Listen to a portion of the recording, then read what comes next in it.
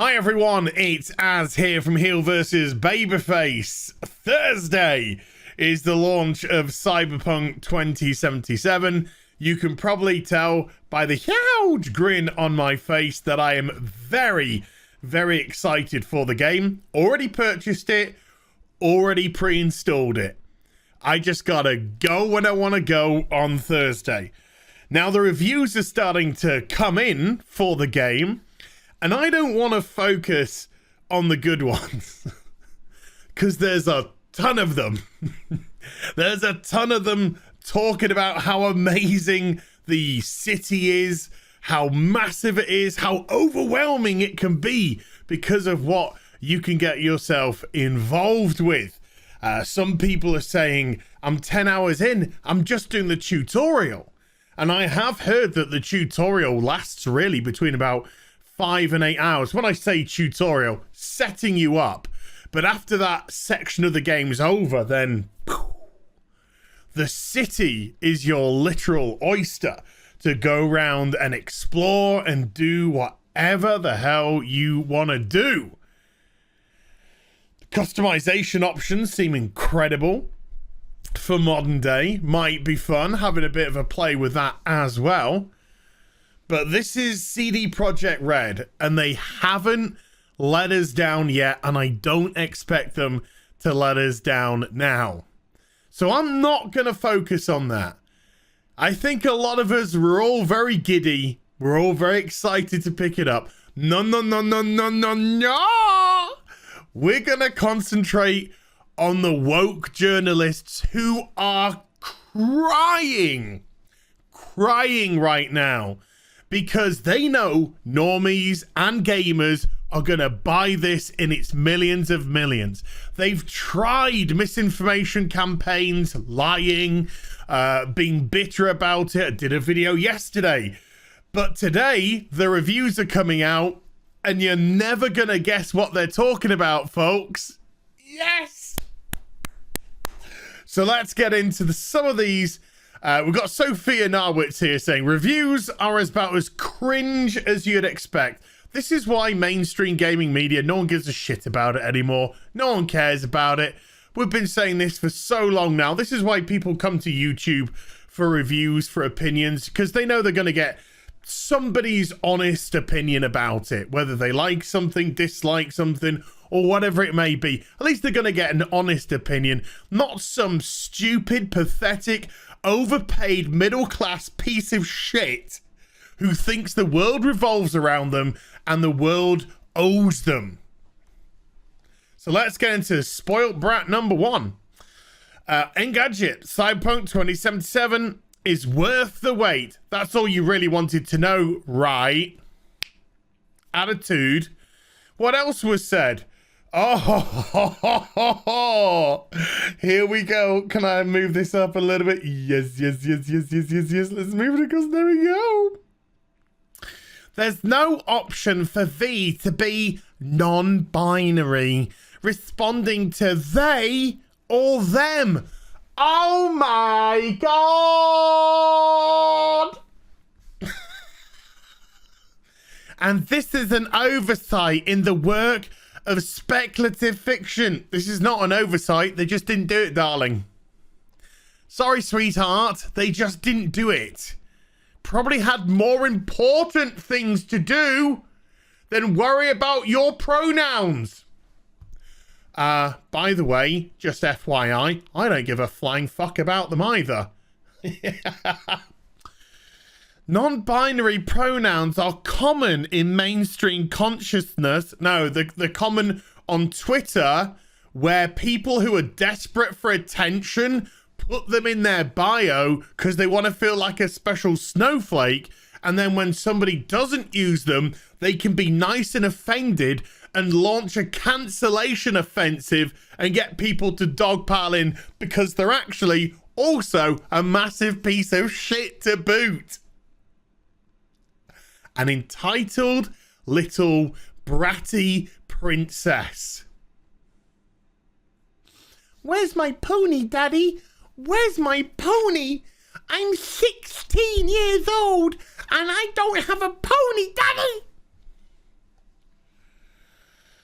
and it's stubborn at best to imagine a future with cellular head implants, but without a more comprehensive understanding of gender identity. Oh, I can hear the tears dropping onto the floor. Plip, plip, plop, plip, plip, plip, plip, plop. Ooh. Let's go to another now, shall we? Oh, Polygon. Polygon, ladies and gentlemen. Cyberpunk 2077 is dad rock, not new wave. Oh my god. CD Projekt Red's open world game does not exactly have a futuristic worldview.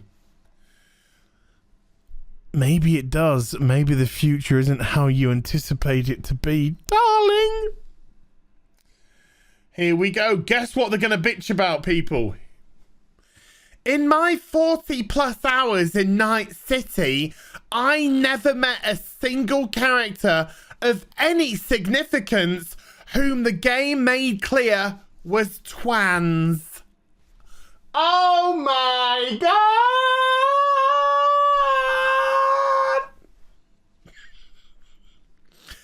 And one of the only queer-coded characters I encountered was an extremely unsavory cybernetic surgeon who does extremely unsavory things. Sounds like somebody on Twitter, to be honest with you. But that also makes me think, aren't you being a little bit bigoted? Because you are assuming that just because you are trans, it means that you are flawless. No, no, no, no, no, no, no.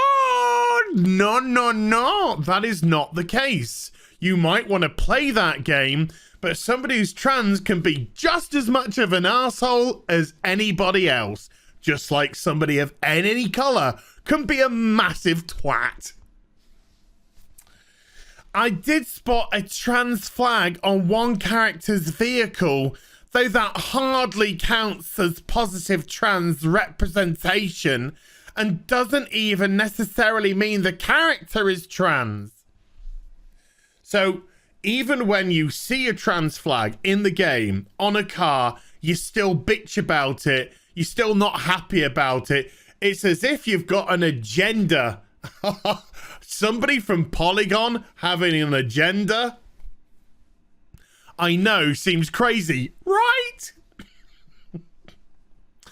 It felt more like a way for Cyberpunk 2077's creators to say they had included positive trans representation without actually putting thought into it or making trans people a visible part of the makeup of Night City.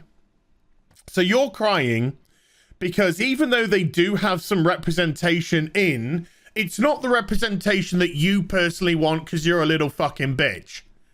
And so you're going to have a little whinge and a cry about it, which you're entitled to do. Not saying you're not. You're fully entitled to do. But it does come across a little bit that you're stomping your heels like a little bitch. You know how you guys, I'm talking about mainstream gaming media here, by the way, wink, wink, all started to have a go at people when we criticized The Last of Us Part 2 story, and you were going, just because they didn't get the story they wanted, well, guess what? Life's a bitch, huh? Life's a bitch. Okay, let's move on to somewhere else. They keep getting worse. It's Kotaku! So wait, we've had Polygon and Kotaku. Look at my shocked face. I know, massively shocked. 30 hours with Cyberpunk 2077 brings mixed feelings. Oh no, let's have a read, shall we? Why are they mixed, Mr. Sorry, they, them, Kotaku. Oh, this is a biggie. The world's diversity doesn't feel forced, but race, queerness, or transness don't feel like topics the developers are interested in specifically addressing or exploring. Okay. Do they have to? No. They make the game how they want to make it. They don't have to do anything they don't want to do. Once again, just because you may want it doesn't necessarily mean it's going to be in the game. And you even stress that the world's diversity doesn't feel forced. So it feels very natural. So even though the diversity of the game feels very natural, you're still having a little bit of a cry, a little bit of a tear coming down the face, it's coming down the cheek. Oh, it's coming onto the chin. Oh, it's dropped. Because it's not using it as a focal point. Good. Because people like myself and many, many others think identity politics is a lot of fucking shite. Let's carry on. There's more. Here we go. The game has yet to indicate if there are any other trans men in the world besides my version of V. I suspect I'm the only one, and I'm torn between relief and hoping to be proven wrong.